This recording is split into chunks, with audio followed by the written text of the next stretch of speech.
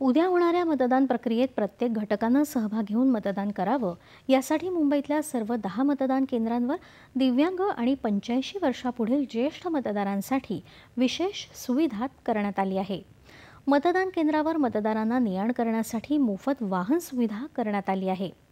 प्रत्येक मतदान केंद्राचा रूट प्लॅन तयार करण्यात आला असून मतदारांना सुविधेचा लाभ घेता यावा यासाठी QR कोड तयार करण्यात आला आहे।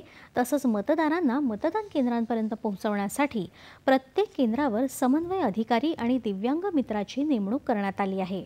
तसंच या सेवेचा लाभ घेण्यासाठी 1950 हा टोल फ्री क्रमांक आणि 7385919403 हा क्रमांक जारी करण्यात आला आहे।